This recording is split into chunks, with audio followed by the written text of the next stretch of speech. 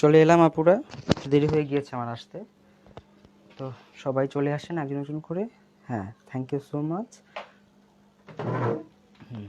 তো এবার যেটা করব আমরা, আপনারা দেখতে পাচ্ছেন যে আমার সারফেসটা একটু চেঞ্জ এসেছে, কারণ এই সারফেসের মধ্যে আমি কাপড়টা রেখে এখন ব্লক করব।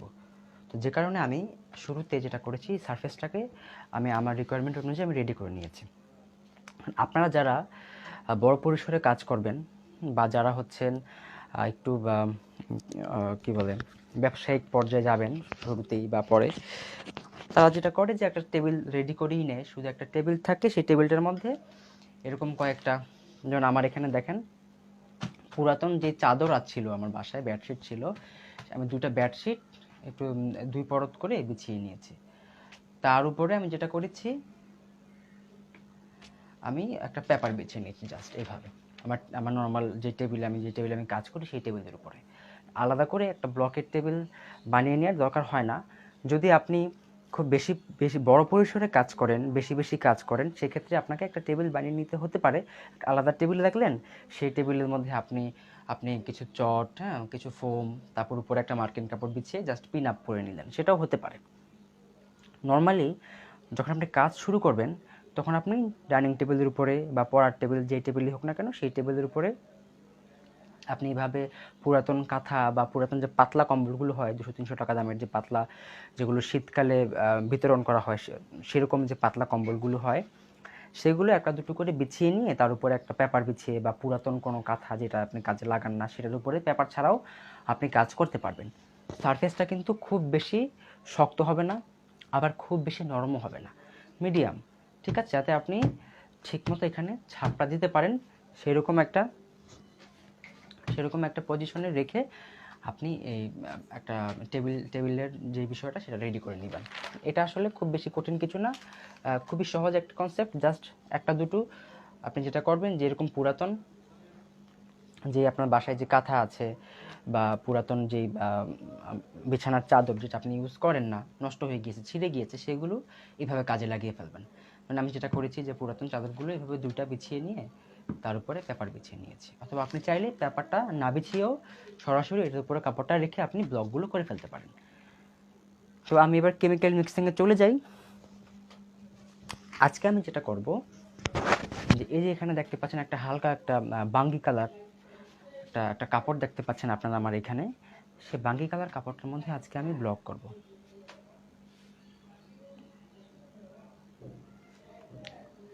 তো এই বাঙ্গি কালার কাপড়টা যেহেতু খুব হালকা রঙের একটা কাপড়, এটা একদমই লাইট কালারের ফেব্রিক। সাধারণত আমরা যেটা করি, যে লাইট কালার ফেব্রিকে আমরা ডিপ কালার অ্যাপ্লাই করি। ডিপ কালার বলতে যেগুলো একদম ডার্ক শেড, যেমন এটার মধ্যে বেগুনি ভালো লাগবে, কালো ভালো লাগবে, তারপর হচ্ছে ব্রাউন ভালো লাগবে, খয়েরি ভালো লাগবে, মানে এই টাইপের যে গাঢ় রঙগুলো হয়, সেগুলো আমরা কী করি, হালকা রঙের ফেব্রিকে আমরা ইউজ করে থাকি।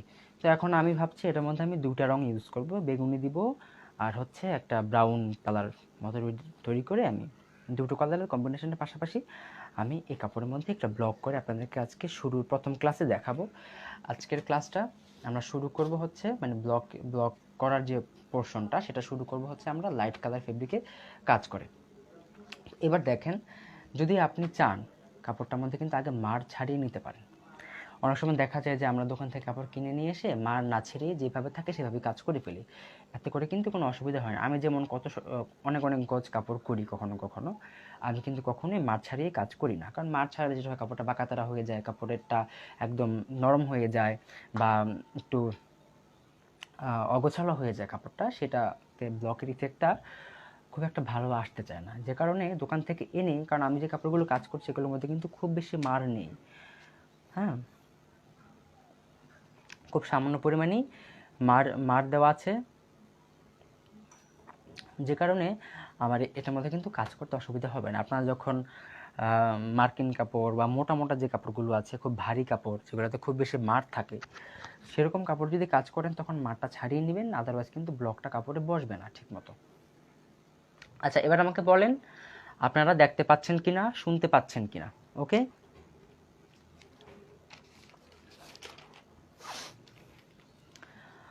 আমাকে একটু কমেন্ট করে জানান আপুরা যে ঠিকমতো দেখা যাচ্ছে কিনা এবং শোনা যাচ্ছে কিনা। ওকে,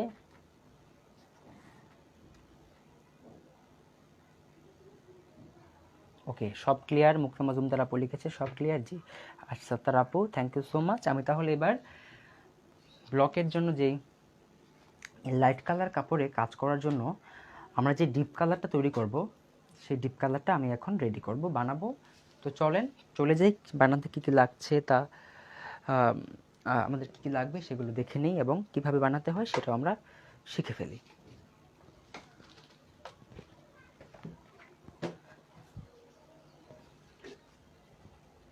জিনিসপত্রগুলো নিয়ে আসছি আমি এখান থেকে।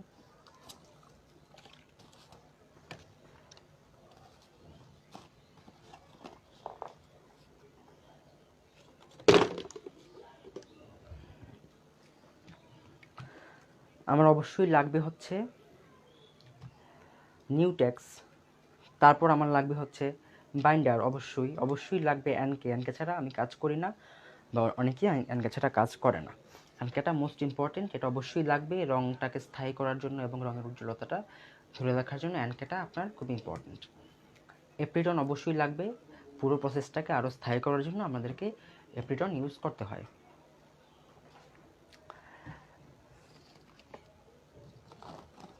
এরপর আমাদের কিছু রং লাগবে, সেই রঙগুলো অ্যাক্রাইলিক কালার এগুলো তো আমাদের লাগবেই, এগুলো থাক সাইডে, যখন যেটা লাগবে সেই রিকোয়ারমেন্ট অনুযায়ী আমরা নিয়ে নেব। ওকে, আপুরা ঠিকমতো দেখতে পেলেই আমার জন্য ভালো।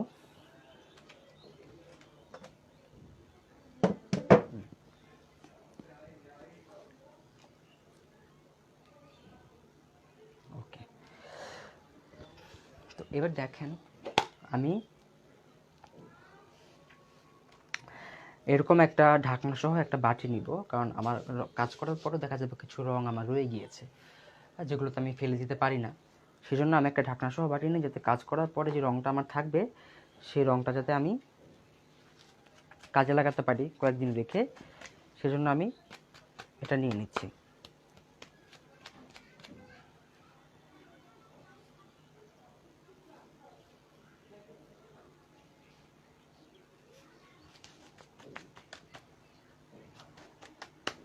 আর অবশ্যই মাথায় রাখতে হবে যে কাজ করার অন্তত 10-15 মিনিট আগে যে ডাইসে আপনি কাজ করবেন সেই ডাইসটা পানিতে ভিজিয়ে রাখতে।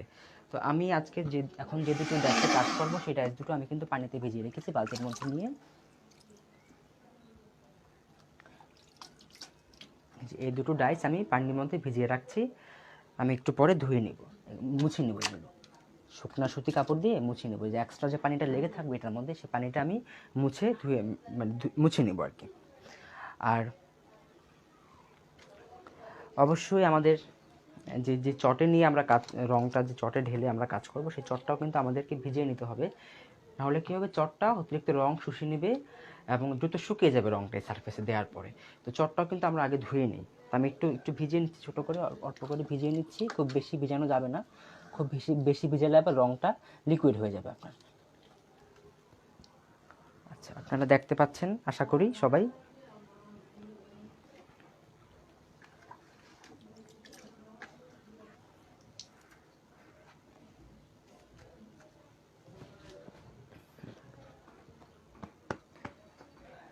তো এবার আমরা সরাসরি রং বানানোতে চলে যাব।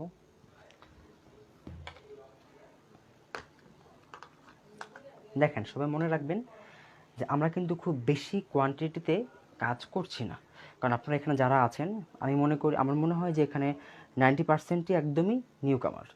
তো তো আপনারা যেটা করবেন, শুরুতেই ব্যবসায়িক পর্যায়ে যারা বড় বড় বেশি বেশি কাজ করে সেই অনুপাতে রং মেশাইলে তো আপনাদের শেখাও হবে না, আপনাদের পদ্ধতিটাও জানা হবে না, আপনারা এত বড় পরিসরে কাজটা ম্যানেজ করার যে ব্যাপার সেটাও কিন্তু আপনারা হ্যান্ডেল করতে পারবেন না। আচ্ছা, তো যেটা করতে হবে আপনাদেরকে, যে আমরা খুব অল্প পরিমাণে, দেখেন এখানে 4 চামচ, আচ্ছা 4 চামচ আমরা নিয়ে নিব হচ্ছে 4 চামচ নিয়ে নিব হচ্ছে আমরা নিউটেক্স।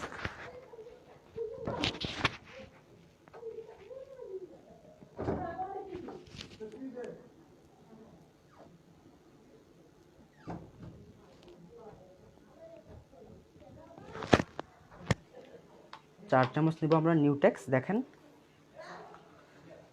2 চামচ 3 চামচ নিলাম, এবার নিব হচ্ছে আমরা 4 চামচ। নিউটেক্সটা আমাদের লাগবে হচ্ছে 4 চামচ, কারণ এটা আমাদের বেস, এটার উপর ভিত্তি করে কিন্তু আমরা আমাদের কাজটাকে করব। সুতরাং আমাদের 4 চামচ আমাদের নিউটেক্স নিয়ে নিতে হবে। ইম্পর্টেন্ট, দেখেন আমি কিন্তু চামচ হিসাব করে শেখাচ্ছি। এখন আপনি যদি একটু বেশি পরিমাণে কাজ করতে চান, আপনি চামচের পরিবর্তে আপনি আরও বড় কিছু ইউজ করলেন। আপনি যেটা দিয়ে মাপবেন প্রত্যেকটা ইনগ্রেডিয়েন্ট, আপনি সেটা দিয়ে কিন্তু সবগুলো ইনগ্রেডিয়েন্ট মেপে নেবেন। তো দেখেন আমি চামচ দিয়ে মাপছি, আপনি চাইলে 4 কাপ নিতে পারেন, আপনি চাইলে 4 মগ নিতে পারেন, এইভাবে আপনি পরিমাণটা বাড়িয়ে নেবেন। ওকে, তো আমি 4 চামচ নিয়ে নিলাম হচ্ছে নিউটেক্স। দেখেন নিউটেক্সের ঘনত্বটা দেখেন কত সুন্দর, এটা হচ্ছে নিউটেক্স। তো এবার যেটা করব আমি, এর মধ্যে আমি বাইন্ডার দিব। সবাই কি দেখতে পাচ্ছেন এবং শুনতে পাচ্ছেন আপুরা? আমাকে একটু কমেন্ট করে জানান।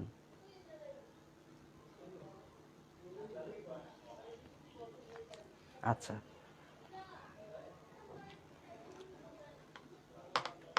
এবার আমি নিব হচ্ছে, মাঝখানে আছে কিনা দেখতো,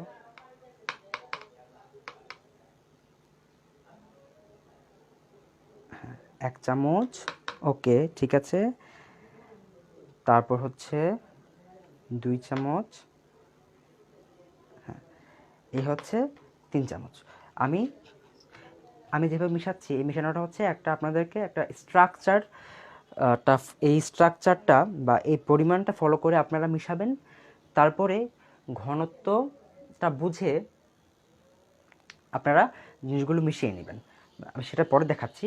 তো আমি 4 চামচ দিলাম নিউটেক্স, তারপরে 3 চামচ দিলাম আমি বাইন্ডারটা দিয়ে আমি কিন্তু এই যে মিশিয়ে নিচ্ছি, দেখেন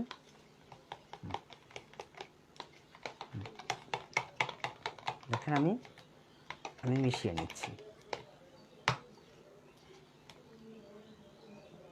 ওকে, এবার আমি দিব হচ্ছে এনকে। হ্যাঁ, এনকেটা আমি দিব হচ্ছে 2 চামচ, অর্থাৎ 4 চামচ দিলাম আমি নিউটেক্স, 3 চামচ দিলাম আমি বাইন্ডার, আর 2 চামচ দেবো আমি এনকে। এনকেটা অবশ্যই দরকার, কারণ এনকে ছাড়া, বারবার বলছি, কাজটা কিন্তু ভালো হবে না। যত নিখুঁতভাবে আপনি ব্লক করেন না কেন, রঙটা যদি আপনার পাকা না হয়, একটু লাগবে। 1 চামচ, আর এই হচ্ছে 2 চামচ। এই আমি দিয়ে নিলাম হচ্ছে এনকে।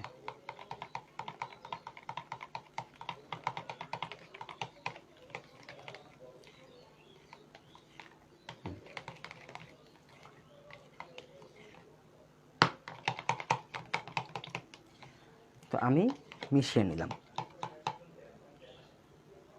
এর অনুপাত আমি বলছি, আপনি লিখে রাখবেন। হান্সি জাহান আপু বলছি আমি কিভাবে কোনটা কত চামচ নিয়ে আপনি দিবেন, আমি কিন্তু বলছি, আপনাকে মনোযোগ দিয়ে শুনতে হবে এবং লিখে রাখতে হবে, খুব ইম্পর্ট্যান্ট এটা। আচ্ছা,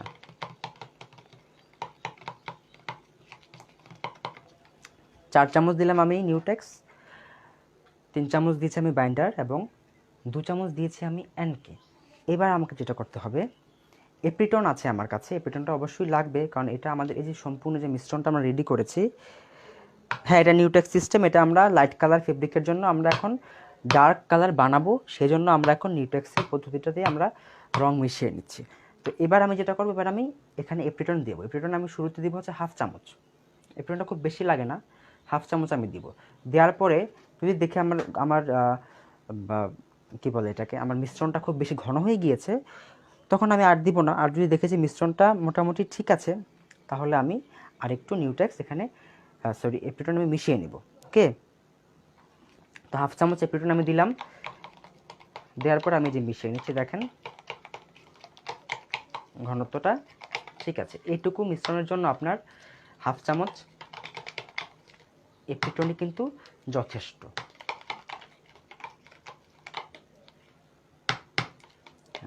এই হলো আমাদের পারফেক্ট ঘনত্ব। আপনি চাইলে এখানে আরেকটু বাইন্ডার ইউজ করে ঘনত্বটা কমিয়ে নিতে পারেন। তাহলে যদি আপনি চান, আপনি আরেকটু লিকুইড করতে চান, আপনি চাইলে লিকুইড করে নিতে পারেন। তবে আমরা এখন লিকুইড করব না। যখন আমরা কাজে যাব তখন সেটা বুঝে আমরা, যদি মনে হয় যে একটু পাতলা করতে হবে, আমরা একটু বাইন্ডার অথবা অ্যানকে মিশিয়ে সামান্য করে পাতলা করে নেব, সেটা যখন কাজে যাব তখন। হ্যাঁ, একই কাপড়ে যখন আপনি কাজ করবেন আপনি কিন্তু রঙটা একসাথে মিশিয়ে ফেলবেন। আলাদা বারবার করে যদি রং মিশান আপনি কিন্তু রঙের শেডটা সমান রাখতে পারবেন না। কখনো দেখা যায় শেডটা খুব বেশি পাতলা হয়ে, খুব বেশি হালকা হয়ে গিয়েছে, কখনো শেডটা খুব বেশি গাঢ় হয়ে যাচ্ছে। শেডটাকে ঠিক রাখার জন্য আপনাকে একসাথেই কিন্তু সম্পূর্ণ রঙটা বানিয়ে নিতে হবে কাপড়ের জন্য। ওকে, অ্যানকের কার্যকারিতাটা রুমানা আক্তার আপু আমি বলেছি। অ্যানকেটা হচ্ছে রঙের উজ্জ্বলতাটাকে ধরে রাখে বা রঙের মধ্যে একটা শাইন নিয়ে আসে, আর অবশ্যই সে রঙটাকে পাকা করতে সহযোগিতা করে, কারণ এটা কিন্তু একটা ফিক্সচার। ওকে, গাঢ় করার জন্য তো এখানে তো অ্যানকের কোনো ভূমিকা নেই গাঢ় বা পাতলা করার জন্য। এটার মধ্যে কোনো পিগমেন্ট নেই যে সে রঙটাকে গাঢ় করবে, রঙটাকে হালকা করবে। কোনটার কার্যকারিতা কী সেটা কিন্তু আমি শুরুতে বলেছি, আপনাদের কিন্তু মনে রাখতে হবে। এখন যদি আপনি অন্য রকমের প্রশ্ন করেন তাহলে কিন্তু অন্যরা কনফিউজড হয়ে যাবে। ওকে, আচ্ছা, তো এবার দেখেন আমি কি করছি। এবার আমি এখানে রং মিশাবো। তো আমি এখন এখানে একটা ব্রাউন কালারের মতো একটা শেড ক্রিয়েট করব। তো আমি শুরুতে এখানে রেড দিয়ে দিব, তারপর ইয়েলো দিয়ে দিব, তারপর সামান্য করে একটু ব্ল্যাক কালার মিশিয়ে দিলে কিন্তু এখানে ব্রাউন কালার হয়ে যাবে। আসলে এগুলো তো পেন্টিংয়ের জিনিস, রং মিশানো, রঙের যে শেড এসব আপনারা গুগলে সার্চ করলে এগুলো পেয়ে যাবেন। ঠিক আছে, কোন রঙের সাথে কোন রং মিশালে কোন রং হয়। রং এখানে লাগবে হচ্ছে আপনার 1 থেকে 2 চামচ রং যথেষ্ট, মানে এটুকু মিক্সচারের জন্য।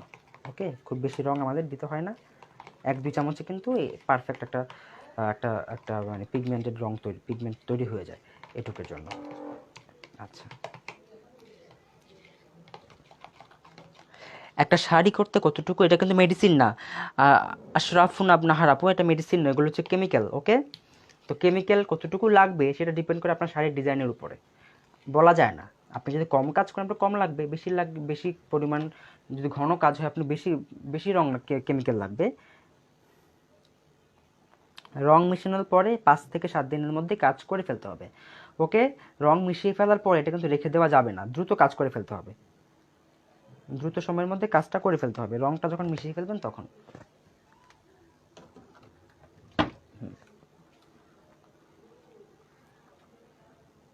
নিউটেক্স সিস্টেমটা হালকা রঙের কাপড়ে করা যায়।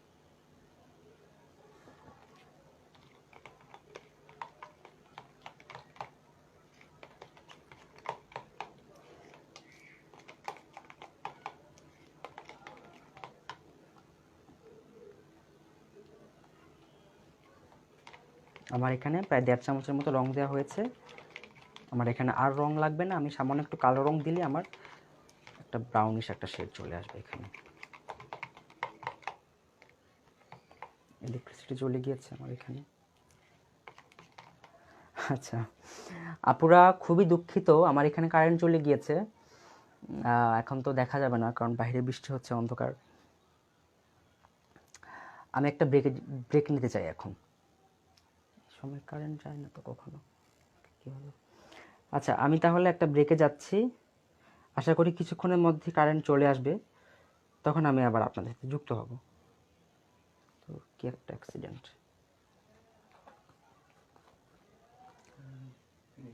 দাঁড়া আসতেছি আমি। আপনারা আজকে কিছুক্ষণ অপেক্ষা করেন, আশা করি আধা ঘন্টার মধ্যে কারেন্ট চলে আসবে। যখনই কারেন্ট আসবে, লাইটটা অফ হয়ে গেল কেন রে, ফিনিশ করে দিছ?